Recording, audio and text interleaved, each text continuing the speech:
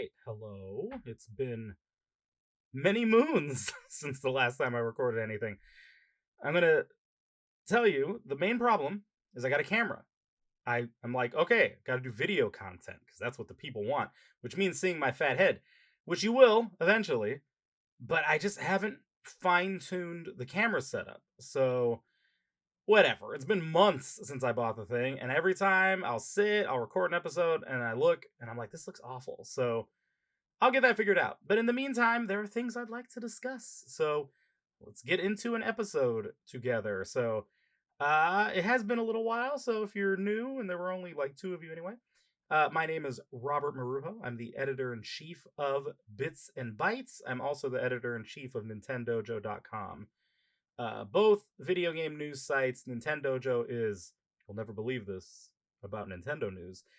Bits and Bytes is pretty much everything video games, but also pop culture and all that good stuff. So, the Midnight Burial, at least at this stage, is where I kind of just take a grab bag of topics of the day that I'm interested in discussing. So, let's just get right into it. I'm going to talk about something that's on my mind from over the weekend, and I'm laughing because it's an article that I read. I'm not going to name the article, okay? I don't want to be a total jerk. But it's out there, and it came in the wake of Polygon and Giant Bomb experiencing some staff turnover. Now, in the case of Polygon, that was the result of a sale to a new company, Valnet. They bought them up, and of course, new company comes in, they get rid of people. I mean, it's the way of the world. It's awful, but that's what happens. Probably hoping to replace everyone that they got rid of with AI, but that's a discussion for another day. Now, that's Polygon. Giant Bomb, specifically the Bombcast, the podcast that they do, that I'm going off the information that I've been able to put together, just reading different articles. Seems like there was an internal conflict over programming. The staff basically was like sticking it to management. Management said no, and that led to some people losing their jobs. That kind of happens when you challenge your bosses. I'm not saying they were right or wrong to challenge their bosses. I don't even really know what the issue they had with management was. But regardless, the staff wasn't cool with what Fandom was telling them to do. That's the name of the company that owns them. And so Fandom was like, all right, you're out. Now, who is out? That's what I don't know. I don't know who was necessarily fired versus who left of their own accord and so on. There's a couple different possibilities, that people were either released, quit, or something in the middle, right? So that is the state of those two companies. And it was, making quite a few headlines, of course. These are known names in the gaming journalism space. But the article that I'm referring to was clearly a response to these people being let go and was saying you have to show support for the journalists and the sites that you love. And I'm like, what is this reaction? What do you mean show support? One group of people were let go because they were bought by a new company. There's nothing that fans could have done. I mean, other than if they were firing on all cylinders and everybody loved every one of those writers and they were integral to the platform, then it would be like, okay, maybe I see something there. But this was just pretty standard churning of staff following an acquisition. I'm not saying it's good, and I feel for the people who were let go, but I'm saying the reaction doesn't make sense. It's like they were laid off because the company was bought. And then in terms of Giant Bomb, it's like these are people who willingly stuck their middle finger up at the bosses, got fired. That's what happens, dude. Like, again, you can agree with them or not, but you don't own the channel, you don't own the site, and you decide you're going to tell your bosses, I'm going to do what I want and you can go to hell, they're going to fire you. Like, that's the adult world. That's what happens. People make choices, right? So I'm looking at this article and I'm like, I think I get what the problem is. The problem is that this person who wrote this article is sort of a garden variety game journalist. And what I mean by that is there is no comprehension that it's entirely possible that the audience hasn't abandoned you, that they're not doing their uh, due diligence as an audience to show up, show support, visit the website, listen to your podcast, watch your videos, whatever it might be. The assumption is that there's this disconnect. Where are you? Show up. Keep us here. It's like, dude, do you know how many options the audience has now? There has never been a greater abundance of entertainment out there and media content to ingest than right now. It's packed, okay? The audience is showing support to who they want to show support to. This is the disconnect. This is why this article exists. Let's break this down. I wrote an article about this on Nintendojo, but it's cathartic to speak it, and a lot of you won't read it, so maybe you'll hear it. I don't know. All 2 listeners will hear this. But first of all, speaking with someone I know talking about this situation, games media as a whole, games journalism is shrinking as a result of the revolution of video content platforms, YouTube, TikTok, Twitch, etc. People can upload video content and make video content so easily now versus 25 years ago. So you not only have more of this content, you have people making it who never would have been given a shot before. So with that greater variety, that greater selection to pull from, the audience is latching on, because not only is it like, hey, there's different personalities and I kind of like them better than what I've been getting from previous efforts, but also being able to totally lost my train of thought there. Hold on, what was I saying? Old man moment. We have greater content choices. We have also a medium of transmission that people enjoy more than reading. That's what I was trying to say. My God. Anyway, so it's a double-pronged problem for legacy media. So if you're print, whether that's digital or physical, it's hard to compete against video. People are just more naturally drawn to it. The average person doesn't really like to read anyway. So that's a problem. So this is scuttling games journalism bit by bit as more people appear online and people are like, hey, I can just throw on YouTube and listen to something instead of having to go through a bunch of articles on a web page. We've seen this. It's not just games journalism. It's pretty much any form of written content. It has been just whittled down over the years because of all this video stuff that has popped up. Okay, that's the kind of more like nitty gritty of it, right? Like that's the more pragmatic, practical. This is the way the world is in terms of technology. But there's another problem. And this is the bit where I think a lot of games journalists just don't understand that you lost the audience. You rejected people. You demonized people. You told the people who were showing up to your websites every day, you told them to go screw themselves. Not in so many words more often than not, but what you have is this trend across all media, okay, all entertainment, where the culture wars just rooted themselves, right? Now, when I'm talking about the culture wars, there is a tendency for people to think, oh, you're just going to say go woke, go broke. It's not what I'm saying. I am saying that interjecting yourself into the culture wars, period, in and of itself, has had more negatives for entertainment companies than positives.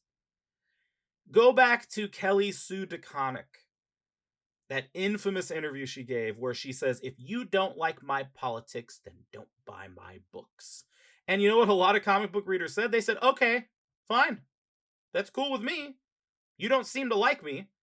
You don't seem to want my money because news alert, it costs cash to read your comics. They don't just fall out of a tree onto my coffee table. Like, I have to go to a store, I have to pick them up, I have to pay for them, take them back home and read them. And you're telling me that if I'm displeased with the product you're putting out, I can screw off, so I will." Well, here's the issue is that creators like that, and then, later you start having games journalists doing the same thing, they start thinking, well, I can tell the audience to screw off because what'll happen is it's going to weed out the parts of the audience I don't like, and then they'll be replaced with people who I do like, and it's just going to be one big happy family.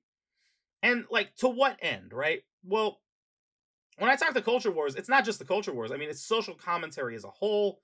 It's branching into other things unrelated to game journalism. So, at its worst, you have websites putting out content like how to sync your sex toys with Animal Crossing. Now, it's not about being a prude, people. That's not the issue. It's that if I am on what is theoretically a gaming news website, not really looking for sex toy content, even if you've managed to, you know, play what is it, 6-7 degrees of separation to connect it from sex toy to Animal Crossing, it's like, oh well, you're involving Animal Crossing, so I guess it's a video game thing. But I'm not really interested in the sex toy bit. I'm here to figure out how to get the different color vending machines in Animal Crossing. Can we talk about that? But no, games journalists are like, best I can do is maybe throw in a butt plug. That's where we're at. And fans are noticing. You start getting sanctimonious articles talking about the politics of the day. You have game journalists, and look, the perception isn't always accurate, right? I am not just someone who writes and talks about video games, for example. I have my day job, okay? I'm a teacher. Well, as a teacher, uh I feel like there's some things I can speak with confidence towards and authority towards, but I don't presume to think that, well, since I have the ability to publish things on gaming news sites or pop culture news sites, that means I can speak with authority to anything and everything. Unfortunately, that's not how it works.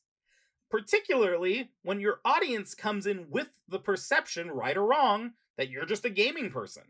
That you get free copies of games and some swag every once in a while. You get to go to stuff like E3, and then you give me a game review, or you write up a press release that a company sent you. Who are you to talk to me about a global conflict? Who are you to tell me what I should think about identity politics? And on and on and on and on. This is what games journalism became. This is what it still is in some corners. Now, what I see, and maybe I'm wrong, but when I look out at the landscape of gaming news sites, it's the two big dogs still on top. It's IGN and GameSpot. Now, they occasionally will get political. They'll have little things that they'll try to get on their pulpits and put out there. But for the most part, you look at those two sites, and maybe I'm wrong, correct me. I looked the other day. I'm like, okay, I'm scrolling through, and this is pretty much just news stuff. There's some reviews mixed in, of course. But this is pretty much down the middle, just here is news. Does it have a particular bent based on the politics of the editors? I would argue yes, it does. But for the most part, I can just like pull up an IGN article and it's like, boom, I got some info, I'm good to go. Whereas other sites, not so much. And they're rather sanctimonious, which is another thing that's not a good look.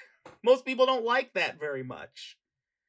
So you are veering away from the content that created the crowd that is following you, and you are veering into territory that's polarizing. But more problematic, I think, is that the gaming journalists, and I'm not speaking for all gaming journalists, I'm speaking about the ones that have contributed to this problem. So you can pop in whoever you think that is on your end. I have people on my end that I think of when I say this, but there are journalists who kind of showed up and were like, I know my viewpoint is right. No nuance, no gray area. It's just, this is what's right. Everything else is wrong.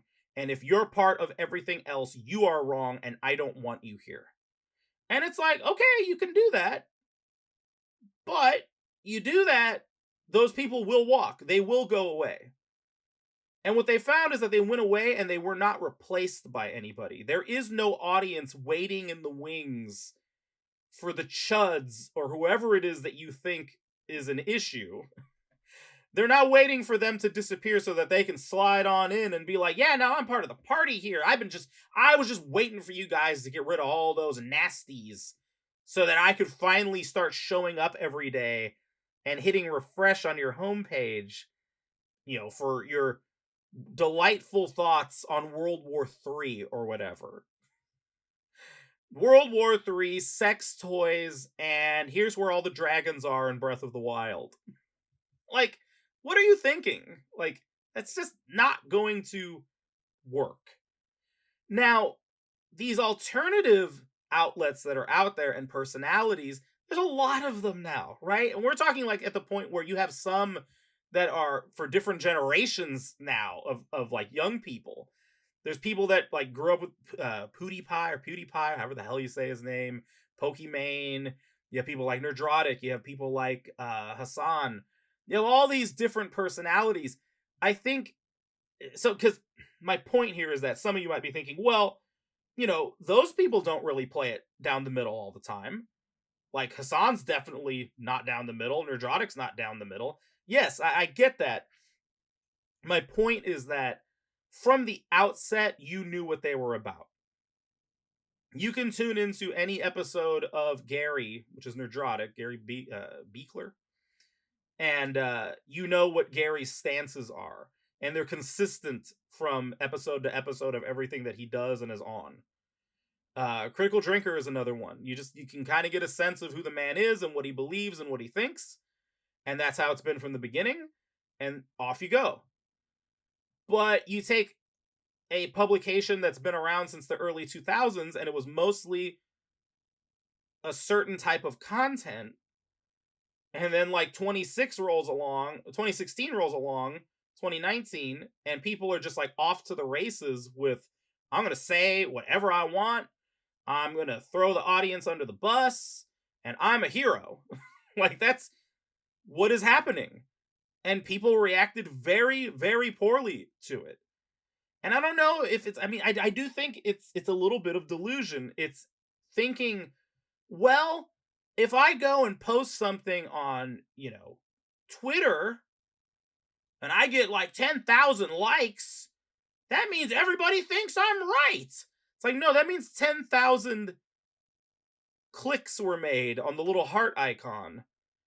Some of them are burner accounts, some of them are bots. It's not even truly 10,000 people. You think that represents what, a majority? Because the average person doesn't get 10,000 likes or even 100,000 likes? You think that means that if you show up on your news site and you are giving hot takes on things, that because the algorithm that you are sucked into on social media gave you the reactions you were looking for, that this is going to translate to the real world? I'm sorry, but people think that. It's a huge part of the problem with social media, is that people think, yeah, that's real. That's the real world. It's like, no, it's not. That's not the real world at all. Don't presume everybody likes you because you have a very, engaged social media profile somewhere. It does not necessarily mean what you think it does. And so readers have been pushed away, and it has accelerated this decline for many outlets. And now readers are elsewhere. What did you expect? I think the most like perfect example of this is the obliteration of G4 TV when it came back a couple years ago. And you had the epic the epic tirade, or whatever you want to call it, from that host named Frosk. So I'm gonna be fair here. I don't know what Frosk was looking at. I just know she saw some stuff in the comments and she was not cool with it. Now, here's the thing. I am not saying it's acceptable to get a bunch of like pervy bullshit in your comment thread just because you're a public entity. But G4 TV is a known quantity. Was it the biggest thing ever? No, but it was very influential, and for a decent stretch of time, you come back, you are attempting to pull back that audience. You want those people that were there at G4's peak to come back now, if not more, right? So you have like a feed going, like a live stream or something, and there's comments open. I'm sorry, but yes, you have to expect you're gonna get some weirdos. And they're gonna say some stupid things, some inappropriate things.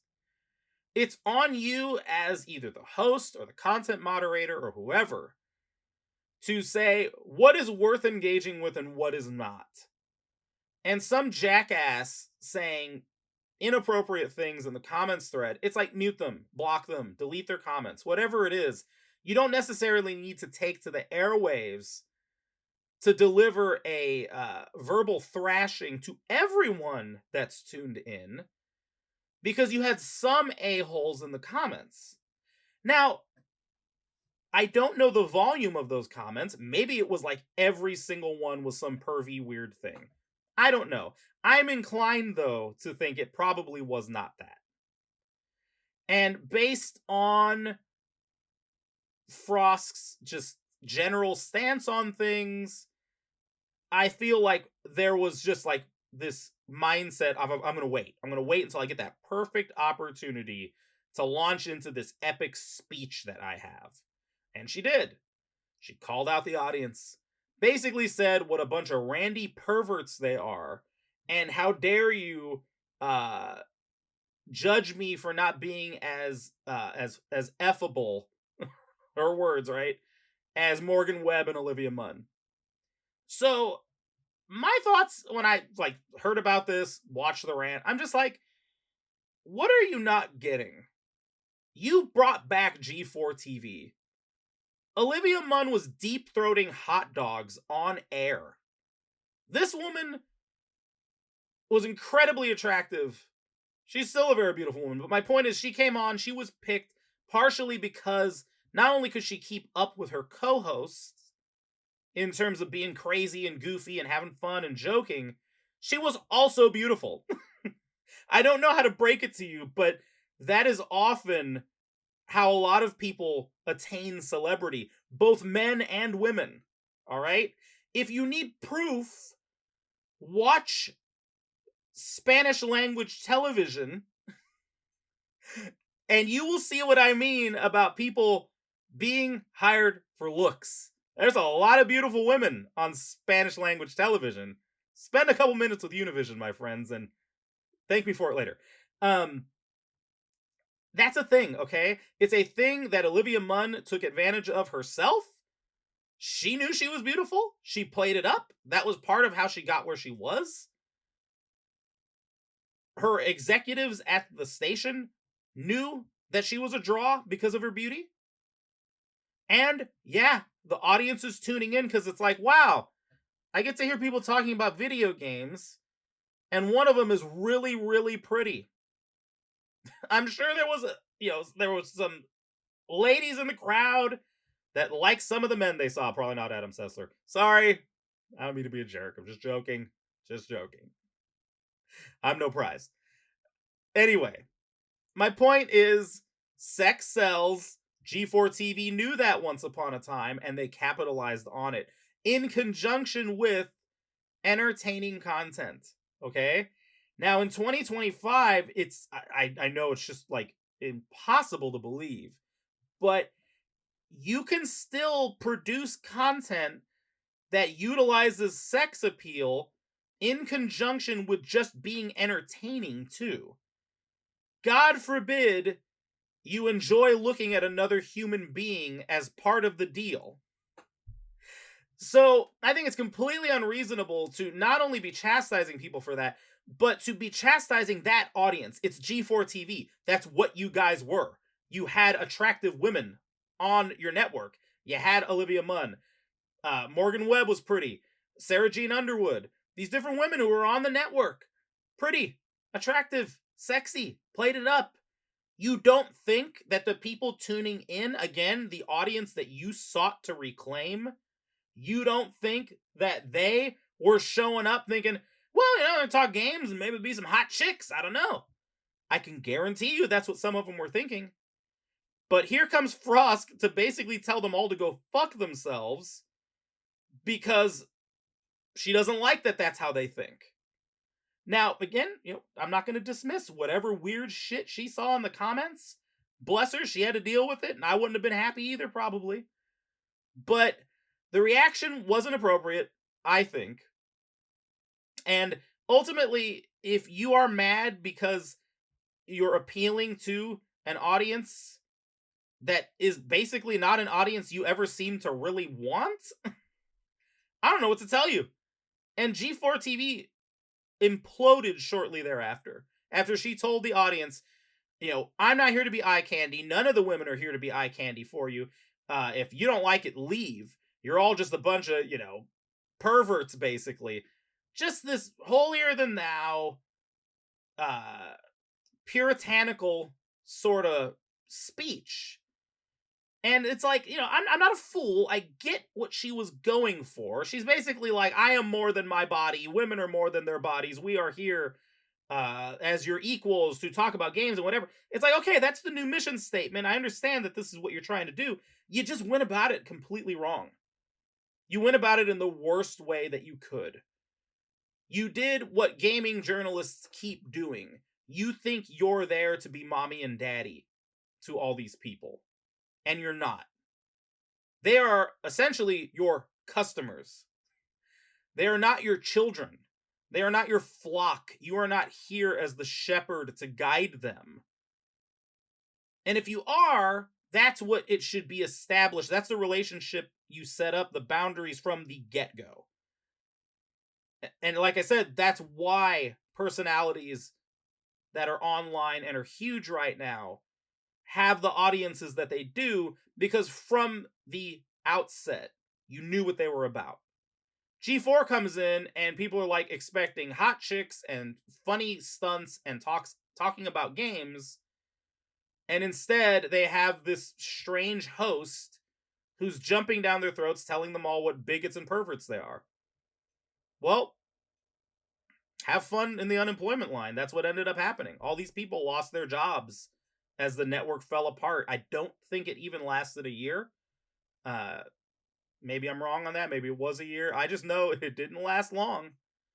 And this is the same fate befalling a lot of these other sites for different reasons, right? But ultimately the same kind of core problem of you want to veer outside of the realm of games coverage, give me stuff I never asked for, and in many cases, you're espousing a view I don't even agree with, that a lot of people just are not on the same page with. But because you are so brainwashed by what you see on social media and the other people that you talk to, oh wow, they just happen to think exactly like you because they're your friends, they're your colleagues. This is the end result. And you can blame individual actors. A lot of this also comes top down, right? I don't think it's a coincidence that all of a sudden everything from comics to movies to television to games journalism has all these different people who are suddenly talking about culture war issues, social commentary, on and on. It's not an accident. And so much of it is all the same, right? The same viewpoint. It's not like it was, oh, you have some thoughts from this side of the aisle and this side. It's like, no, it was one side of the aisle all at once, all in lockstep. And it was such an inorganic push that it failed miserably. You have so many people now who are divided who didn't used to be divided. Can you imagine going back to tell yourself 20 years ago that going to gaming news sites would elicit controversy because some of them would be politically aligned against you? Like 20 years ago, I was in high school. You know, I barely was even going online at that point. But like my early days in college, I would religiously check on sites like IGN and Joystick and different ones like that to get news. And I loved it. I was just like, I love hearing all these, games that are coming out, seeing screenshots, previews, etc. Like politics, social commentary, culture wars, none of that was even in my vocabulary at that point. And you had it made if you were those publications. Just fucking show up and tell me what the news of the day is. How hard is that? But you have people who decided it was more important to turn these things into vehicles for change with the mistaken impression that everybody was just going to go along with it. I don't know where that part of the equation came from, but they really thought, yeah, well, we're going to kind of switch things up. You'll get Animal Crossing news, but we're also going to talk about conflict X in country Y. It's like, what? When did I sign up for that? And then, the other problem too is that you have the top-down decisions that came, right? But you also have a lot of true believers mixed in. Like, they really think that this is the cause to live and die by. They think that they're these, like, thought leaders. And that is, that's a problem. I don't know how you fix it long term. You'd have to fire people. I mean, it sounds awful, but that is really ultimately what would lead to change is you fire management and you fire personnel that can't just either stick to the topic, games journalism, and keeping it mostly down the middle. I'm not saying everything has to be just this centrist view. I mean, I can't really ever think of a time in games journalism where I thought it was quote unquote right leaning. I mean, you open up game magazines and often there were like girls in bikinis sometimes, right? Which I guess maybe now that would be considered a right-wing thing. But these were like rebellious people that used to be in games journalism. Think back to EGM in its prime. They had Shame of the Month awards. Like, can you imagine that now? The absolute butthurt bullshit you would hear online. I can't believe that they have Shame of the Month. Don't they think of the feelings of those creators who they're mocking by saying that their game sucks? It's like, yeah, their game sucked, bro. And you know what? When you charge me like $60 for it, and in many cases it sucked, like what? I'm just supposed to get fucked over and I don't get to say anything about it? I'm a terrible person because I'm coming along and pointing out the big steaming mound that you put in a box and sold to me? That... a different world, right? I used to think it was hilarious I'd see the Shame of the Month coming from them. They had attitude. They were mean. They were edgy. That's why people read the magazine. Now it's this milquetoast garbage, and you have these holier-than-thou personalities that aren't even likable. And then they'll branch out sometimes, right? It's like maybe the journalism thing doesn't work out, or maybe they're like, oh, I'm going to be the next, whoever. I'm going to be the next Pokimane. I'm going to be the next Hassan. I'm going to be the next whichever person. And you show up spewing the same bullshit that you did that drove readers away. And you think what? That now that it's in spoken form, that it's somehow going to endear you to the people? Sorry, not really. Some people make it work, some people don't, but for the most part, it doesn't seem to work. So I just was not a fan of what I read in that article because I think it's tone deaf. I think it's like if you want the industry to get better, the industry has to get back to being about just games, being about news. And when there is appropriate overlap, then you are more than welcome to give some thoughts. Tariffs, for example. That is a relevant topic within the games industry right now. Tariffs are impacting costs. Now, I think maybe it's a little overblown because we have some very greedy people running these companies, but it doesn't change the fact that tariffs are a new thing, creating a new paradigm that was not there a year ago. Boom. That gives you an opportunity to kind of vent about some political issues. Good for you. But when you show up out of nowhere talking about these different off topic subjects, you're not going to get much support, is what it looks like. More often than not, you are just pushing the audience away. So, no, the audience isn't failing you. The audience isn't not showing love to the creators and sites that, deserve it. They're giving it to who they want to. And in many cases, a lot of these people, they left because they were told to leave. They were told, get lost. You're a bigot. You're an ist. You're a phobe. You're this. You're that. Just unilaterally. And there you go. So, yeah, that was something that was on my mind this weekend. Enough so that I bored the people I knew talking about it, wrote an article about it, and now I've sat and talked about it for however long I've been talking. Looks like maybe over half an hour. But I think it's worth discussing. It's an unusual time we live in. And this shift that we've all kind of lived through, it seems like things are shifting maybe in the opposite direction. I don't totally feel that way, but I just think that we need to get back to a place where there is less division. And if you are showing up and just taking for granted that your audience is a wide array of people and that nuance is a thing, gray areas are a thing, you are going to be ultimately better off. You're going to have better relationships with people. You will have a bigger audience. There are things I absolutely don't agree with that seem contradictory to just my own personal politics as a person. I'm not going to go into all of it, but my point is, I think maybe I gave this example. Forgive me if I'm repeating an old story here, but there was someone who I would listen to on some of the shows I enjoy on YouTube who has his own channel. I'm like, all right, I'll give him a shot. Usually he's a guest on the shows I listen to, but I'm going to find his own actual programming and tune in. Well, I did.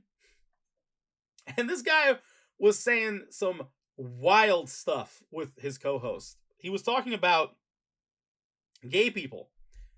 And he was saying how gay people are incapable of love. They can't have real love. I'm just like, are you fucking crazy? Like, what are you talking about?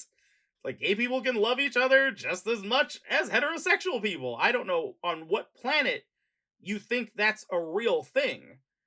And so I just was immediately like, this guy's programming is not for me. Like, he's just clearly, I think maybe kind of a hardcore Bible thumper type. I don't know what it is, but I don't agree with that view at all. Like, there are people in my life who are gay, and I love them very much, and I don't doubt for 1 second that their partners are people that they love.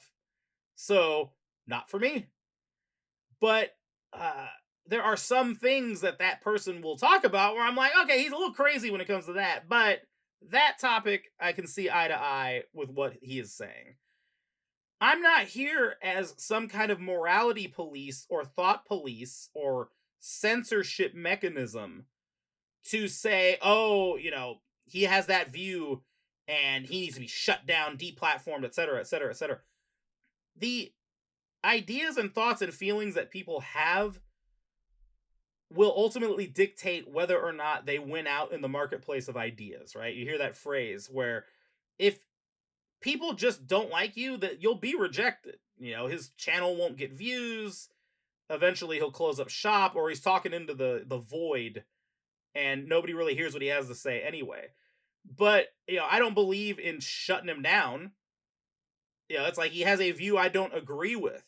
Now, as long as he's not like actually going out there trying to hurt people or kill people or lock up people because of his views, I'm okay with just disagreeing with him and moving on. And I think that's how it should be. But there's so many people in media who it's like, no, it's not good enough to turn the other cheek. You've got to shut them down permanently. You've got to do this and do that. That's like, no, not happening. Okay. So, anyway, that is the current events in the video game industry that's on my mind. On the other side of things with comic books, I would like to talk about Hush 2. So maybe at this point, can I actually see the minute marker? We're at about 41 minutes. I don't know, maybe in the descriptor I'll put a warning, but I'm going to talk about Hush 2. It might be a little bit spoilery. I'll try not to be too spoilery, but I want to just talk about my general feelings about this book. So it started in Batman 158. 159 came out fairly recently, so we've had 2 chapters of Hush 2. So if you are unaware, this is a sequel to the original Hush storyline, which is like 20 years old at this point. I can't believe it. We're all going to die soon. It's a seminal work. It's not everyone's cup of tea. I have found that older Batman fans tend to not be as impressed by it. I am not an older Batman fan, or at least I wasn't when I read it, and I am not as big on DC continuity as I am Marvel. So I just opened that book up and was enjoying myself. It was familiar iterations of characters with cool costumes and incredible Jim Lee art.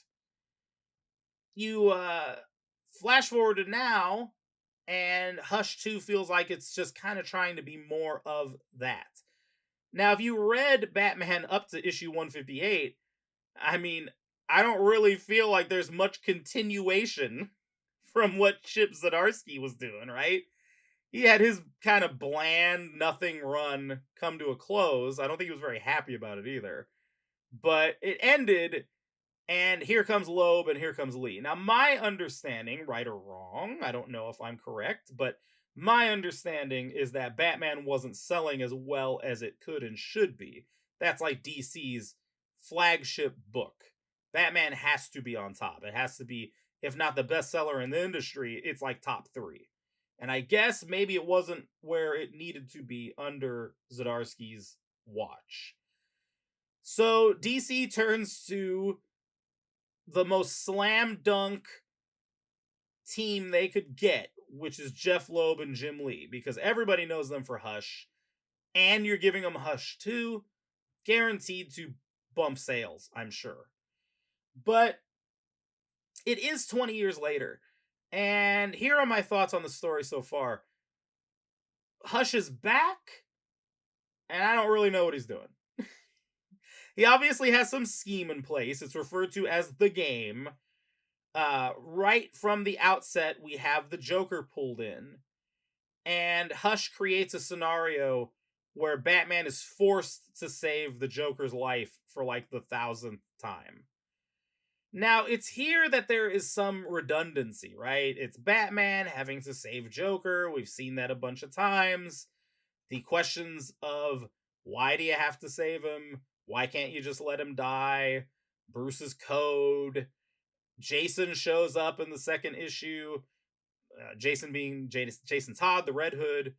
And of course, it's the usual, how could you let him live? It's the same debate that we've seen a million times.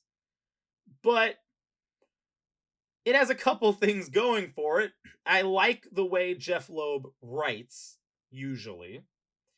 The tone he gives Batman, the way he sort of structures the dialogue that comes out of his mouth is usually enjoyable.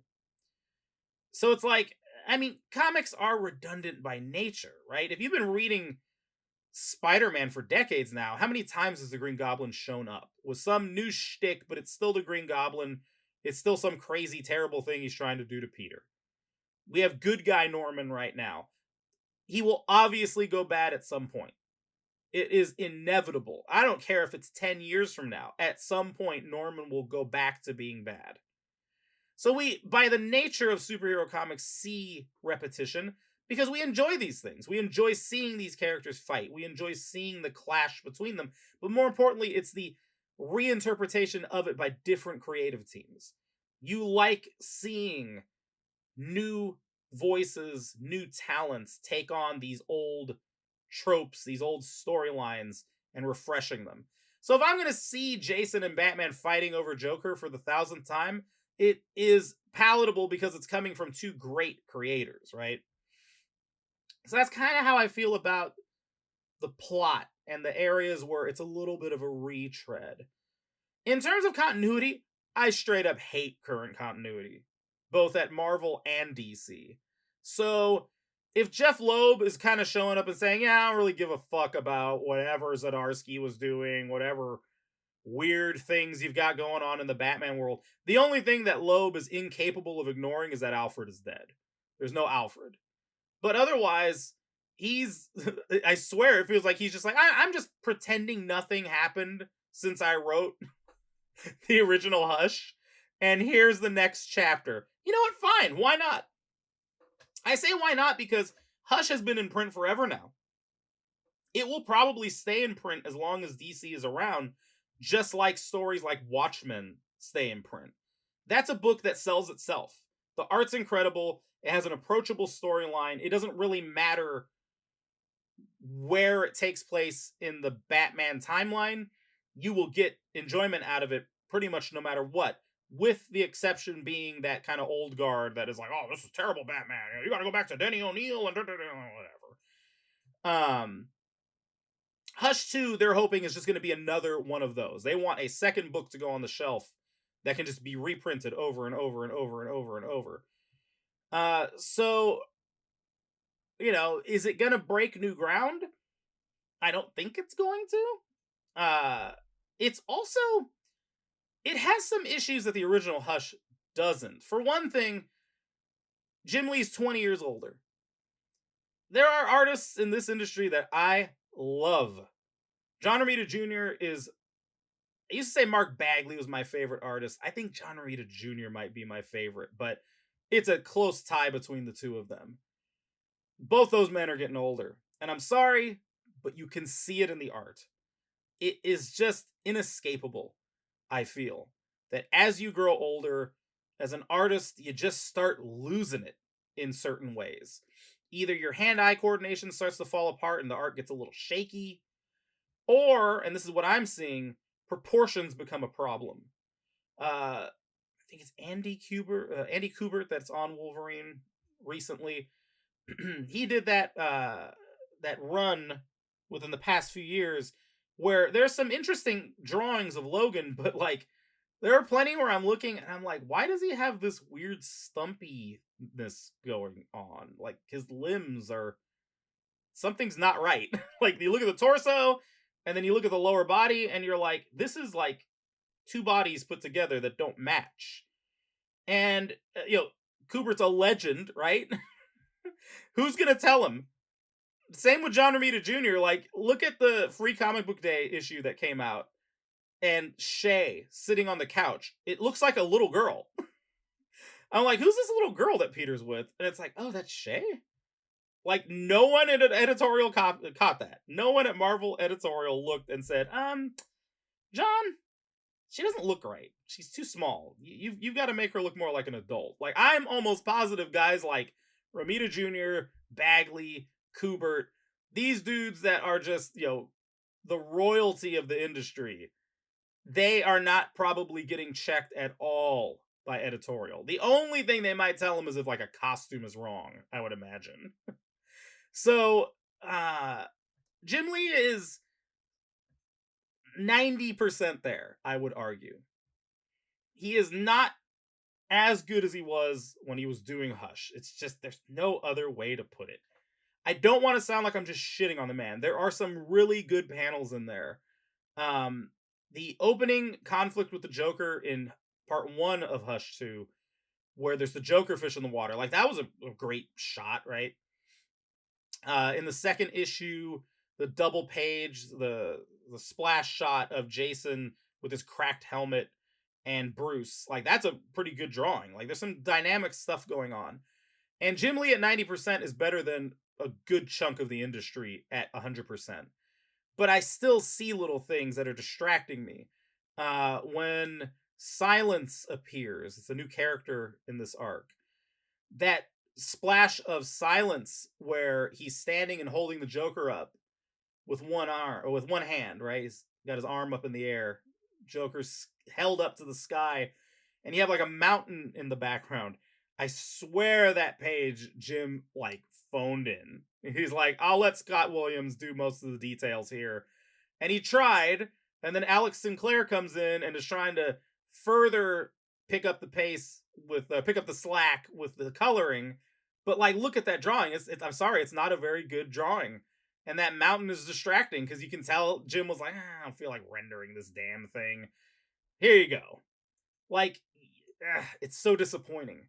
And I don't know if it's a result of age, if it's a result of not having enough time, but I think that if you compare Jim Lee at the start of the original Hush to now, completely different men, right? I mean, 20 years is just, it's like a chunk of your lifetime, of course, but think of where Jim Lee was 20 years ago. Jim Lee was a guy who was basically like not known as being a consistent, dependable artist. You know, he had that run on X-Men that's legendary, but then he started getting into the Image years, and oh man, shameful, I'm blanking on the name of his Wildstorm stuff. Wildstorm. And suddenly it's like Jim does things and doesn't finish things. Jim does things and it takes a really long time for Jim to do them. And it feels like maybe Jim is more interested in the celebrity life, having money, versus like being a comics pro, being an artist. And I think that when it was time to do Hush, Jim was like hungry. He was like, no, hell no. I have already built a legacy as an artist. And in a short span of time, I'll be damned if this is how it kind of fizzles out. Is that I'm the guy who can't get it done. I'm the guy who didn't take it seriously, or whatever might be going through his head in terms of these criticisms. And what does he do? He churns out 12 issues of Hush that he drew his ass off doing. Every one of those issues looks spectacular. Every one of those issues is an example of why people love Jim Lee's art. It's incredible. That opening issue is just so impressive, where Batman is systematically going through Killer Croc's little buddies as Bruce is trying to rescue the boy, the son of the Lamont Chemical Corporation or whatever. And you have the view from in the cowl, and it's giving you these different readings on the people that he's beating up. Like all of that, it's just so masterfully done. It's a great sequence. I just don't feel that same energy here. And whether it's because Jim is too busy, whether it's because Jim is getting a little older, whatever it might be, it's a notch less, and it's noticeable. So that's a little disappointing. But like I said, he's 90% there. It's like, for the most part, I'm like, oh, that's pretty cool. But I'm just like, it's not that same feeling from the original run. Now, Jeff Loeb. All right, so I know I've talked about Loeb before, but to be clear, Loeb is an interesting person. He has done work at Marvel and DC over the years. I would argue that like his prime is like doing the Batman Halloween stuff, so Long Halloween, Dark Victory, a little bit of stuff that preceded that. His Superman Batman run, and then you had his color work with Marvel, right? So Daredevil Yellow, Spider-Man Blue, Hulk Gray. All great projects, okay? I remember them fondly. I'm a big fan of them. But Jeff Loeb's son died of cancer, and he was a young kid. it had a profound impact on Jeff Loeb, as of course it would, right? His son died. But I think that it sent Loeb into kind of a downward spiral creatively. Now, I don't want to misquote the man, but I swear I think at the time his mindset was, I'm going to make books that my son would have enjoyed. And for better or worse, the result were comics that just didn't have that same feel that made works like The Long Halloween, Superman for All Seasons, Daredevil Yellow. Like, those are like really seminal works as far as I'm concerned. They're some of the best comics the industry has ever produced. And he just was not anywhere near that level anymore. He had different tone, different feel, different ideas, a lot of kind of just like bombastic stuff that was in the spirit of his attitude of like simplicity sells. I'm gonna probably repeat this example until I'm dead, but just the Supergirl example. His whole thing of like, hey, Supergirl is as simple to the audience as that Superman's cousin or his little sister, close enough.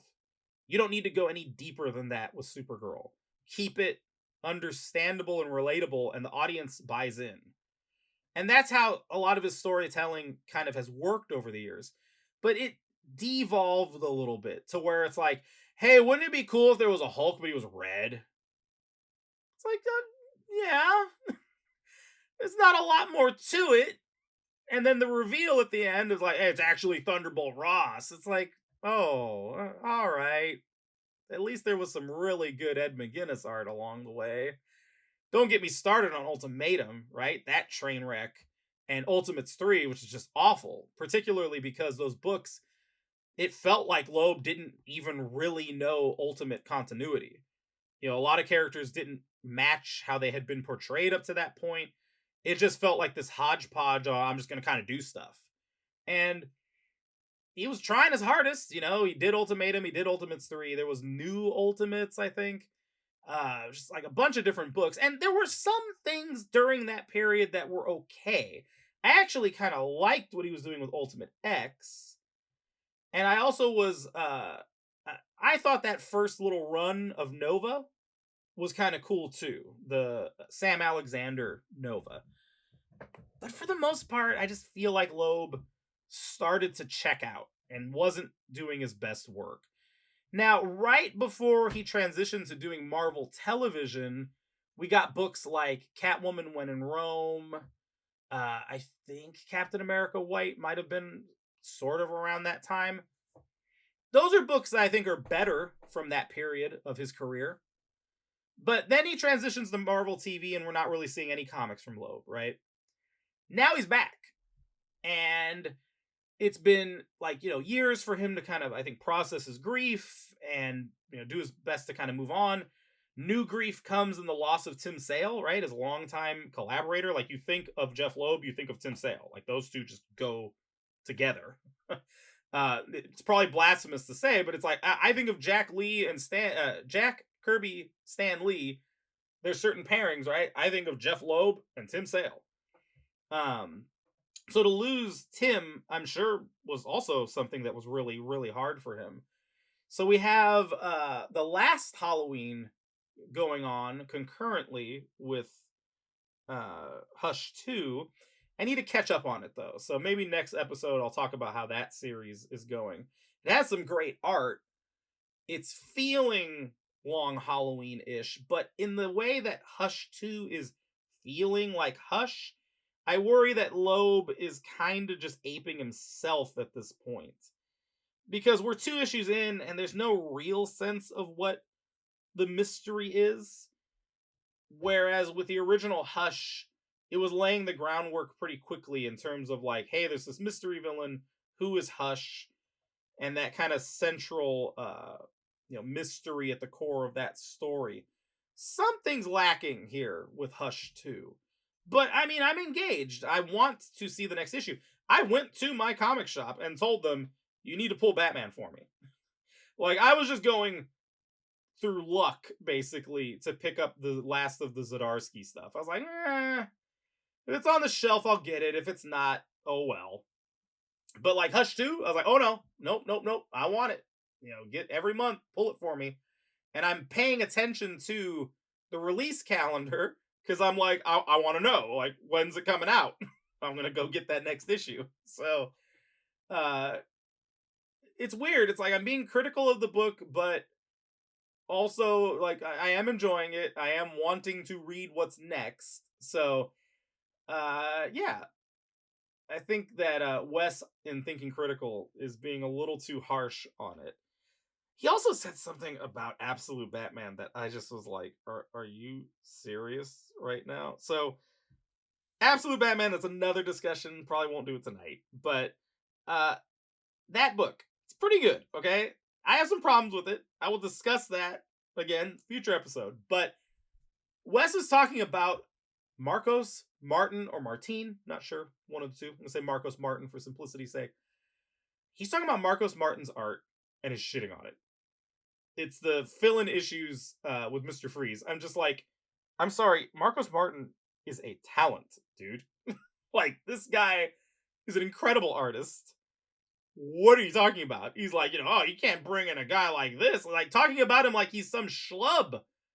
It's like, I have seen some schlubby fill-in work, my friend. Like, grab the average issue of a Marvel comic and you will see some subpar work. Marcos Martin, hell no. What an artist.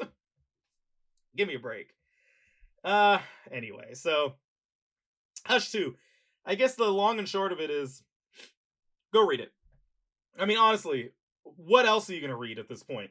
I think that is where some of my frustration is coming from, is that I think the problem is that the industry has such a dearth of talent right now that it's like Jeff Loeb, Jim Lee pairing is always going to be on your radar. That would always make a splash no matter what year it is.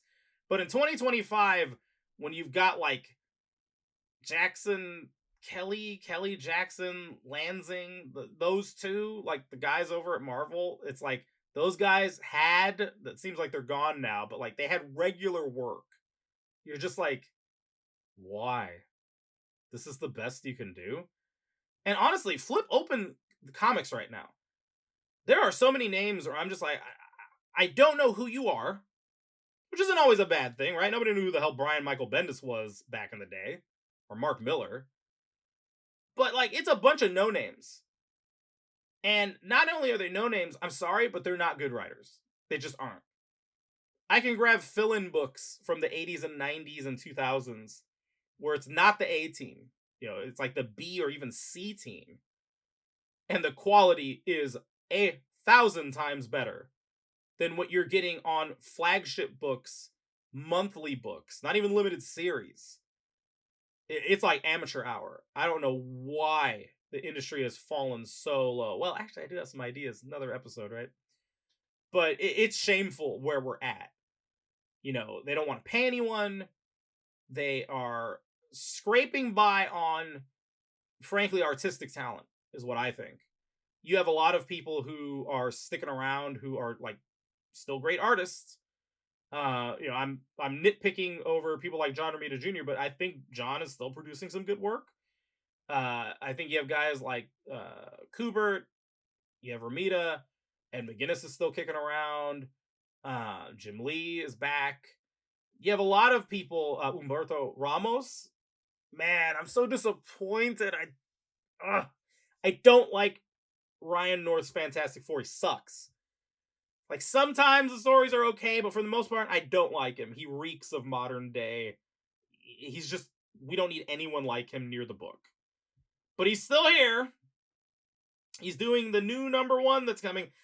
But Humberto's drawing it. And I'm like, oh my god, he's so talented. He is still awesome.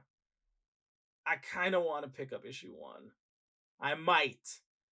I don't know. I'm so torn. But Ramos's art is it's great. Anyway, my point is that the artists are there, right? We still have some great art being produced. Jorge Jimenez is a more recent artist. His Batman is awesome. But the writers, dude, it's just like, it's this, whatever the opposite of a murderer's row is. And, the people who are coming in and reigniting excitement, it's funny to me because it's like, I mentioned earlier, right? You have media come along and all of a sudden it's virtue signal, we're going to teach you lessons, we're going to, on and on, identity politics, culture wars. So you have this exodus of so many creators. And now what's happening? Oh, look who's here to save the day. Jeff Loeb, Jim Lee, got Joe Kelly on Amazing Spider-Man. It's like you're having to pull out the old guard to write this shit, and you look kind of stupid. You have egg on your face because you're telling me how problematic and we need this and we need that to make good comics, and yet here's the old standards that people fucking love back. I'll take them any day, even if they're not perfect. Joe Kelly's Amazing Spider-Man. We'll talk about that too. Maybe I'm back. Like John Wick, right? Not that I was really here. You got 2 episodes out of me, but there is a lot to discuss in this world of pop culture and entertainment.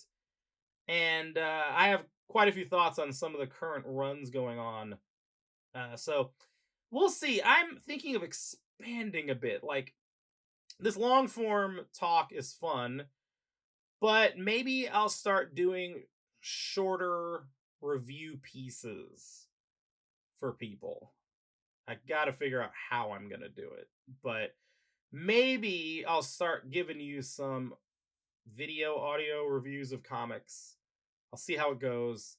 I like writing about it too, though, so I might have to double dip every once in a while, but we'll figure it out. We'll see how it goes, but I think that's a good place to kind of call it for the night. I gotta go to work tomorrow. So, yeah, keep supporting the people you want to listen to. Maybe I'm one of them. Bless you, dear person, for tuning in. Even if it's one of you, it's nice to have a fan. But don't let anyone con you into feeling bad because you're not going to a certain website and that website's now failing. It's like, you know what? Support the things that you want to support. You owe websites nothing. You owe individual creators nothing. Like, you don't have to be loyal to people because they can show you a business card that says, hey, look, I write for company whatever. Like, the days of that mattering have, they're gone. I mean, there's still cachet for certain things, certain people, but, I don't know if I mentioned this earlier. I did mention it in the article I wrote, but, authenticity matters. Being authentic matters to people. That is the currency right now in this new wave of entertainment and media. When you are bullshitted, people don't like it. And you can tell when people are bullshitty in their programming. It's like, okay. Again, no names, right? Not going to name anyone. You figure these things out for yourself. But a review was written in 2019 for the launch of PlayStation 5. And in that review, the writer is just like, oh, I don't even know how I can bring myself to talk about reviewing PlayStation 5 with the state of politics and COVID and the pandemic and lockdowns and on and on. I'm just like, okay, so what have you been doing the entire time that you've been locked in your house? Have you been sitting and staring at a wall, feeling morose because there's a lot of bad shit happening around you? You were doing what everyone else has been doing, my friend.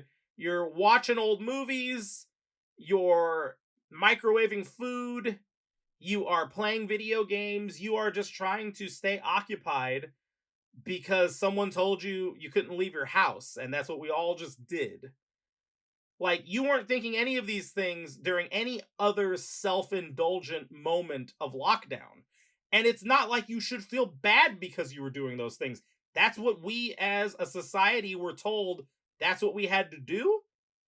So to maintain order and peace and safety, we're like, all right, guess I'm stuck in my house for the foreseeable future. And we made the best of it. And it sucked. and there were people we lost. There were people we were worried about losing during that time. But we also marched ahead, and we enjoyed things during that stretch. Okay? We watched movies, we watched TV shows, we laughed, we had fun as much as we could. And part of that deal was, hey, the new game console's coming out. I'd love to know if it's something worth buying. And instead, you get this person just grandstanding and virtue signaling how woe is me, I am so conscious of the plight of humanity. So here's my review where I pretend that it's a little too overwhelming right now for the review for me to engage in something fun. But as soon as I, log off of WordPress or whatever I'm typing in, it's back to, Cheetos and reruns of I Love Lucy. Like, get out of here, man. Miss me with that bullshit. That is what the audience is saying every time you show up, and it's obvious that you are not legit.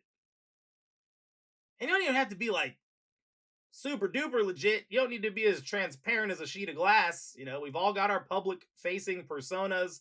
We've all got opinions and thoughts and feelings that we don't share with everybody. But if you can show up and I got a pretty good sense of who you are, you know what? I'm more inclined to want to tune in. That's how I base my consumption of media these days. I'm telling you, man, back in the day, I was on IGN every day. Every day I'd wake up and I'd refresh that homepage and I'd see what was going on in the world of video games. And then at a certain point, they just kind of lost me. I just wasn't interested anymore. But then some of these other sites, these smaller sites that used to be fun, because they just had a different feel and a different tone compared to like IGN. All of a sudden, it was just like confrontation hour every single time you logged on. And it's like, I'm sorry, bro, but I don't really care to hear your thoughts on this subject. Or more, the fairer way of putting it is it's like, I'll hear you out, but these people are showing up in my face and acting like they've got something to teach me. And I'll be damned if you think you're going to teach me something. Who the fuck are you? How many of you sat and have read articles on some of these sites and you're just like, I don't know who this fucker is that is talking to me right now? Like, I'm sorry, do you think you have something to educate me on? Have you lived my life? Do you know anything about what my life has been like? The challenges I've faced? The people I've loved? The people I've hated? You think that you have something to tell me because you read Reddit threads? Because you have like some Tumblr pages you go to? You think you've got something to teach me? Yeah, see how that doesn't work? That don't work. And thus the state of the industry. So anyway, that's games. Go read Hush 2. We'll find out together if it ends up sucking ass by the end, but I don't think it will. I think it's going to be fine. I don't think it's going to be as good as Hush 1, but I might be wrong. That Riddler design, ooh, that's rough though. Anyway, thank you for tuning in. I will be back. Maybe in video form. We'll see. My goal now is just get stuff out. So I'll figure the video stuff out eventually, and you'll see my ugly face. Have fun with that. All right, good night. Goodbye.